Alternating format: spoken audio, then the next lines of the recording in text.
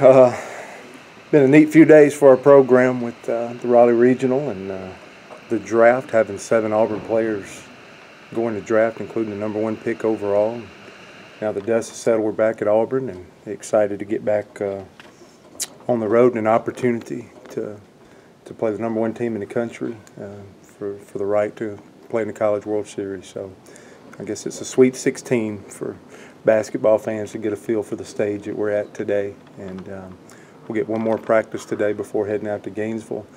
Our best was required in Raleigh. Our best will be required in Gainesville. And our best is all we got to give. So we're excited about this unbelievable opportunity to represent Auburn University. You ready to say who'll start Saturday? Casey Mize.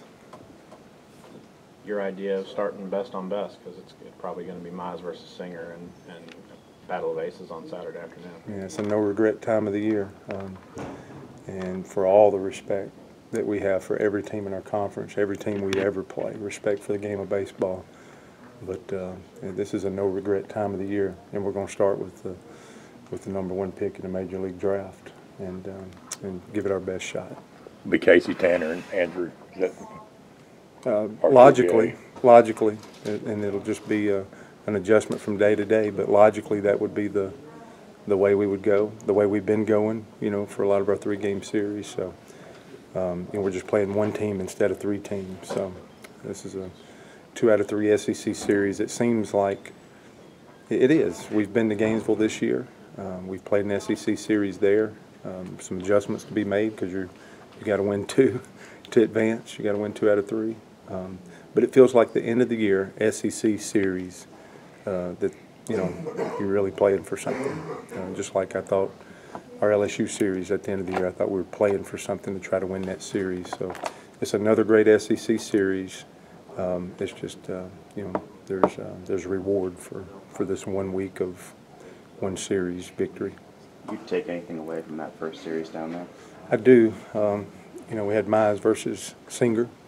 India, the SEC Player of the Year, hit a 2-run homer in the first, and we chased that the whole ball game for Casey's 7 innings. And that being a close 2-run ball game, and you just have to handle the baseball the best you can. Have to defend it good. That's what I mean by our best. We're playing some of our best baseball, especially offensively, putting 3 games together in the regional that way, and that's what will be required to beat the #1 team in the country. But you think 1 or 2 pitches, we feel like that 3-1 ball game's different. That's obtainable. When you have to go 1 more or make 1 more play, 1 more or 1 less, you think can change the complexion of the ball game. There's hope in that. And then we had a really good game too down there. I think teams swapped blows the last 2 days where I think we beat them 12-4. I think they beat us 12-4. May not be exact scores, but somewhat similar to that. And Tanner Burns and Cody Greenhill, I believe, went game 2, and then Mitchell, got us out to a lead. I think we were up 4-0 in the ball game on game 3, and we didn't do as well in the bullpen that day, and they had a huge offensive day. So I think we're a different club, and I think Florida's a different club than when we played. And but again, we're excited about the opportunity, and I think we can look enough into that series and see adjustments, and I think we can see a path of success. Is there a level of comfort knowing that you've played in that park before and these guys have a feel for how it plays and everything? Yeah, play. It's not the coach. It's not the coach's experience, really. It's the player's experience, and I think you make a good point, and you're hitting right on something. I thought winning the Raleigh Regionals not because I've been in 14 regionals. It's because their players was in a regional with 8 seniors that were in Tallahassee last year. Is why I thought we were more equipped to win the Raleigh Regional because of their experience. And so, yes, we've played on that field this year. We've played a 3-game series at Florida. I was in a super at Florida, so a 4th or 5th super regional, and I know in 2011 being an assistant coach and having to play at Florida for a super, that's my experience. That's not our players' experience, but they do have an experience of playing a 3-game series there this year. That they went through that. They've lined up toe-to-toe and played this great ball club. We had them in a 3-game series last year, so how much we respect. We played in the SEC tournament last year, so you know, we have a ton of respect. It's our national champion from our same league. But I think it helps our team immensely because they've stood toe-to-toe and played them 7 ball games the last 2 years and 3 this year in Gainesville. Butch, the expectations, we talked to Will and Casey, and he's like, the expectations felt different. There wasn't a dog pile after the win in Raleigh. All those things, Casey said, look, the expectations are that we're going to win, we're going to keep winning. Have you seen that different mentality from this team as the season's gone along? Yeah. I didn't know it would come. I didn't know if our leadership would round out with 17 returners and 17 new players. But as the season has went on, and I don't know what it is, you know, I also keep beating the drum with 3 new staff members that these men have just come in and worked their hearts out and connected with our players. I was wondering if all that would come together, and I think there were times, especially starting 4-8 in the league, which is well documented, where we try to draw the line in the sand with our season. And to finish 15-15, and they're like, they're 500 in the league. I think that 15-15 is one of the proudest accomplishments I've seen, because I know how everybody rallied together, and to see the emergence of like Josh Anthony being most outstanding player in a regional, seeing Luke Jarvis play, seeing J.S. is probably our most consistent approach at the plate for the last month, seeing how some of our seniors have just carried us is. All these leadership qualities that I'm like was waiting for to come out, I'm starting to see right before my eyes, and I'm proud of this group. Good confidence level going into this Super Regional, and it sounds like. Absolutely, and you know, if confidence comes from skill acquisition, we've acquired something. We've acquired a championship. Like I've always said, we're trying to aim as high as we possibly can. That's what you should do if you're at Auburn. That's what anybody should do at any level that they're at. Is to aim as high as they possibly can, and whatever worthwhile pursuit that they're going after. So, yeah, we take a ton of confidence into Gainesville.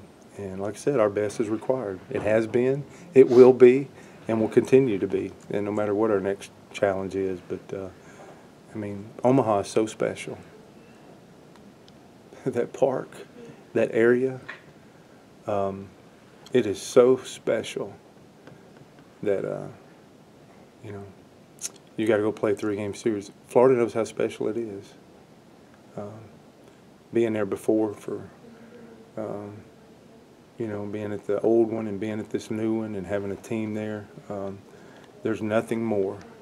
If I can do anything in my power to make that possible for these 35 Auburn baseball players to get to experience that and run out on that field, I'm going to do whatever it takes these next few days. I would love for them to experience that.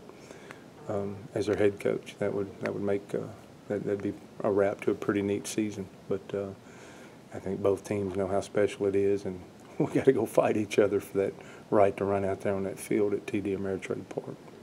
I would think the flow of the season kind of works in your favor. Great start, a little bit of trouble, and then coming back from it and rediscovering the secret to winning. Yeah, yeah, kinda. In all respect, you know, we're on the road at NC State, and I knew their crowd was going to be so powerful. Home crowd, a great club that's been in the top 10 for most of the year, NC State. I think it'll get down to execution. Can you keep Indy in the ballpark? Can we throw the ball down in the strike zone? Can we limit innings when there's 2 outs? Don't let 4 more runs score because your ability to make 1 more pitch to get out of the inning. So we can create all this outside influence and say this is going to be big, it's going to be sunny, it's going to be high. I think it gets down to the execution of the game. I think it'll depend on, you know, Casey's outing. I think it depends on when Davis Daniel left Florida, he had a tough one. We had a 6-run inning that we gave up in that game 3. Since then, he's been dynamic. Once we left Gainesville, you know, he's going to be a factor in this series. It'll come down to the execution of these 2 teams playing the game on the field, and we can create whatever narrative outside and around that. This will come down to these 2, in my heart, these 2 great teams, you know, fighting in a 3-game series. Which you touched on it on Saturday after Casey's start, but his fielding ability. Do you remember the last time you had a pitcher who fielded his position as effectively as Casey has? I mean, he's got nearly a full game's worth of chances this year. That was huge. We just haven't seen it showcased, you know, his ability to field the ball like it did against an Army team that was a huge part of their game, and they could never get it going because of the 3 or 4 plays that he made. Especially, there was one ball, there was an awareness play. There was a ball that was foul, like 5 feet, that come back fair. And a lot of times people just give up on that ball. They see it foul, and it had the opposite spin that brought it back into fair territory, and Casey was there. He was just so locked in. You know, it was raining. He was handling a wet ball. He was making fielding plays on both sides of the field, comebackers. I think that was just an icing on the cake of another skill that, like, you wasn't 100% sure he possessed, and I thought he showed out fielding his position. But I thought what it did, it recorded outs, and it didn't allow an offense that is fueled off of that to get started, because that's an unbelievable way that Army has done such a good job of creating offense off the short game, and he squelched it every time it came up, you know, and didn't open the door for them to create offense. I mean, he's fielded the position well all year. Just absolutely. In your experience, how rare is it to see a pitcher at this level, you know, not take that for granted? Yeah, that's respect for the game. To want to be good in every category. He's a very well-rounded person, pitcher, defender, workout partner, leader. Casey Mize checks a ton of boxes. But to Jason's point, when you go down there, is there a calmness to your team that the veil has been lifted off of Florida? You know what it looks like to blow them out and score double-digit runs, and it's not like there's this gorilla of the #1 team in the country. It seems like a lot of these guys are returning guys that experienced a sweep of Florida over there at Plains Park, and know what it's like this year to score double-digit runs against that ball club. Yeah, we do believe in ourselves. We believe we could match up. We believe if you're going to make a run to or through a College World Series, you're going to have to play the biggest, baddest teams that are out there. So this is not a surprise. This is part of the road, part of the agenda. And I think both coaches, both teams, both groups are trying to get as loose and to play as well as they can. And I think both teams are probably trying to get to a point of, like, this is about us and the game we've played now that we've played 60-plus ball games. And we're going to go try to play our best Auburn baseball, our brand, in our identity, and let the chips fall where they may. And I would imagine Florida's going to do the same.